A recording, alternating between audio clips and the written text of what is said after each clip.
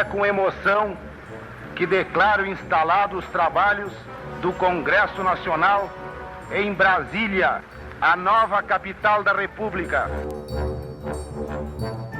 Justiça e apreço ao Congresso Nacional, que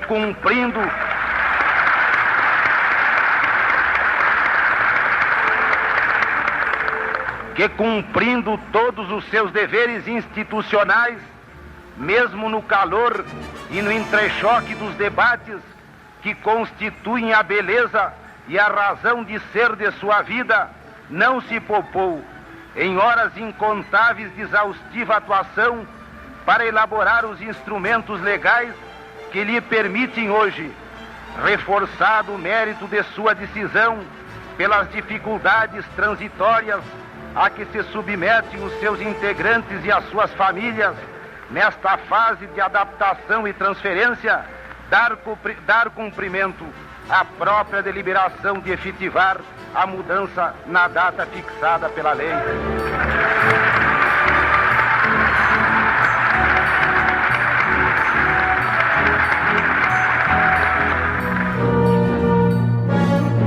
A ideia de transferência da capital federal para o centro do Brasil concebeu-se ao longo de 3 constituições e quase um século, mas a sua realização foi instantânea. Em 3 anos e meio a cidade foi construída. O Congresso contribuiu decisivamente por meio do enquadramento jurídico para a transferência e da aprovação dos recursos necessários. O primeiro passo, a aprovação do projeto de lei que dispunha sobre a mudança da capital.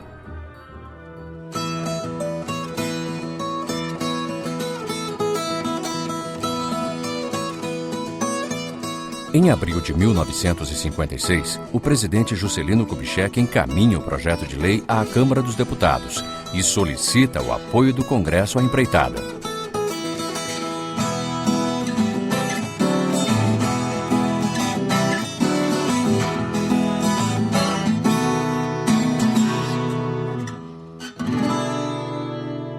É necessário agora que o Congresso Nacional considere novamente o assunto, a fim de criar as condições indispensáveis ao prosseguimento das medidas concretas que visem a assegurar oportunamente o cumprimento do preceito constitucional relativo à transferência da capital da República.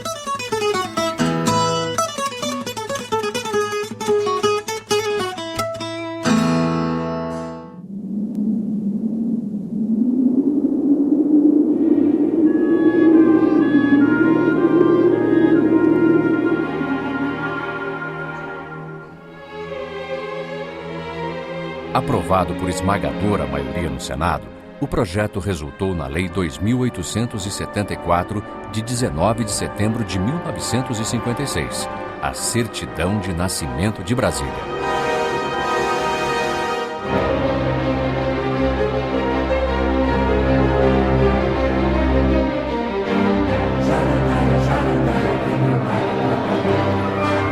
O ano de 1957 iniciou com as obras em pleno vapor no Planalto Central.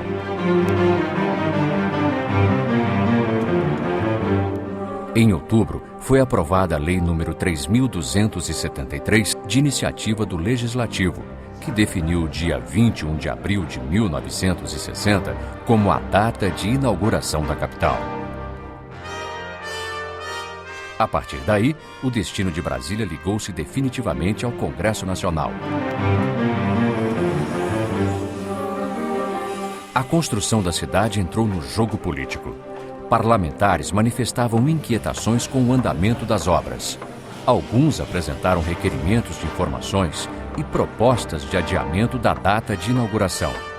Em resposta, em maio de 1959, o Bloco Parlamentar Mudancista lançou o Manifesto ao Povo Brasileiro, com a assinatura de 180 senadores e deputados pela continuidade das obras em Brasília. À medida que a data da inauguração se aproximava, as especulações aumentavam. Ainda que os outros poderes tivessem a opção de transferir-se gradualmente, o Legislativo deveria estar apto a funcionar no dia seguinte à sua instalação. Isto suscitava todo tipo de dúvidas, das condições de habitação da nova cidade até as acomodações de senadores e funcionários. Os anexos, o prédio de 28 andares, encontrava-se ainda em acabamento no dia 21 de abril de 1960. A mudança da capital passou a aparecer como o carro-chefe do plano de metas de JK, cristalizando, em termos simbólicos, a transição para a modernidade. A ousadia da epopeia foi reforçada pela contribuição de Lúcio Costa e Oscar Niemeyer. Brasília foi a realização que colocou a arquitetura como a mais reconhecida expressão artística brasileira no século XX. Eu sou responsável pela arquitetura de Brasília. A parte de urbanismo coube a Lúcio Costa. Nas obras de Brasília, até as obras de Brasília eu continuei com essa preocupação de encontrar, de dar a arquitetura um sentido assim, mais de invenção, um sentido de maior liberdade. No Congresso de Brasília, por exemplo, aí era um problema que não era só de arquitetura. Era de arquitetura, mas também estava ligada ao próprio urbanismo da cidade. Eu não queria que a Praça dos Três Poderes é representada pelo Congresso, pelo Palácio do Executivo, né, e pelo Supremo. Eu não queria que o Congresso fosse um prédio alto que cortasse a vista de quem se aproximasse da praça. Isso explica, então, a solução que eu adotei. Criando uma grande esplanada, não é? Onde, então, eu localizei como os órgãos representativos do Congresso os dois plenários da Câmara e do Senado. A solução se explica muito facilmente. É justamente a questão de ponto de vista. A pessoa que chega vê os três elementos ao mesmo tempo, não é? Ela vê o Congresso, não é? Ela vê depois o Supremo, não é? E vê o Palácio do Executivo. Quer dizer, a ideia era que a visibilidade se estendesse por cima da esplanada, por entre as cúpulas, abrangendo todo o setor que compreende a Praça dos Três Poderes.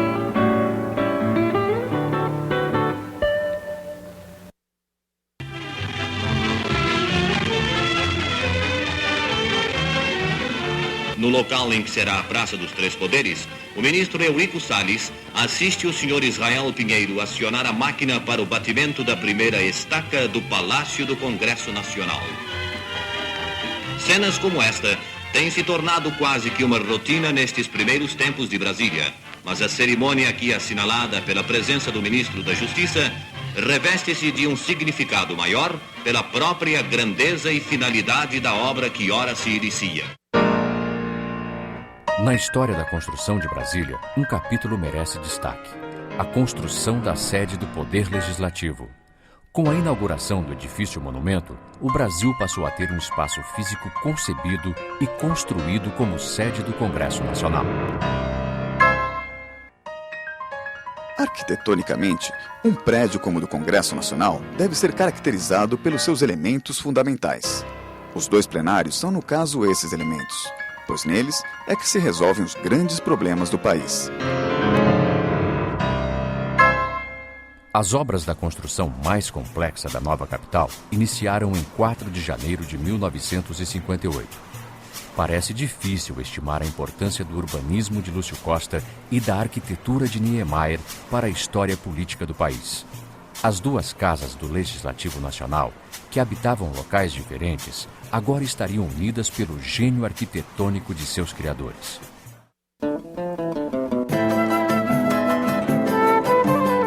Niemeyer concebeu o Palácio do Congresso sem a participação das duas casas. Concluiu os projetos em julho de 1957, mas o Senado só tomou conhecimento deles em agosto de 1958, quando os senadores formaram a Comissão de Estudos do Projeto destinado ao Senado Federal. A comissão propunha-se a tomar conhecimento dos planos e projetos do imóvel que está sendo construído em Brasília, verificar se atendem às necessidades e conveniências do Senado, apresentar sugestões, se for o caso, e acompanhar a construção. Nesse período, as obras de terraplanagem e de fundações do Congresso já estavam terminadas. Caminhava-se dos fundamentos do edifício para as cúpulas dos plenários. Pelas mãos do engenheiro calculista Joaquim Cardoso, o grande parceiro de Niemeyer, tornava-se possível o sonho da arquitetura que desafiava os parâmetros da época.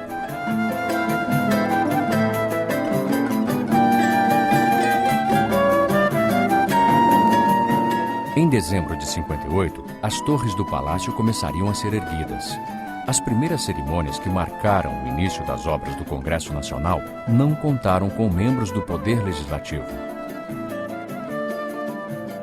Mesmo não tendo a comissão interferido no projeto original, o diálogo que se estabeleceu em reuniões conjuntas de Niemeyer, sua equipe e os senadores introduziu várias alterações e motivou que os senadores acompanhassem a obra. Tomando a palavra, o Sr. Oscar Niemeyer manifestou seu ponto de vista, de que não havia um edifício para o Senado e um para a Câmara, mas um só para o Congresso, não comportando limites exatos de separação entre uma casa e outra. Dentro da concepção com que for elaborado o projeto, os halls deviam ser partes comuns ao Senado e à Câmara. Qualquer separação que se fizesse, tendo por fim o estabelecimento de um limite entre as duas casas, seria artificial. A ser feita, seria contra a sua opinião.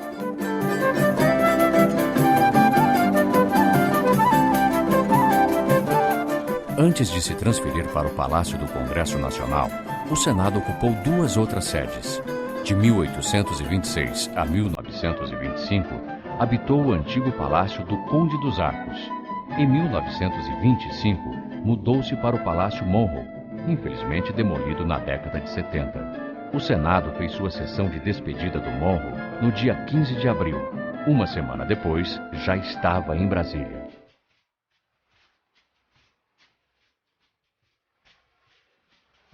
Em seus 50 anos de história, a sede do Congresso Nacional constituiu-se no local de exercício da representação popular. Enfrentou crises políticas no seu nascedouro, viveu 21 anos da ditadura e presenciou a construção da redemocratização do país, refundada na experiência da Constituinte de 88. A partir de 21 de abril de 1960, o Brasil passou a ter um espaço concebido e construído na escala mais brilhante como sede do Congresso Nacional, o palco principal de nossa história recente, tão densa e construída em breve tempo.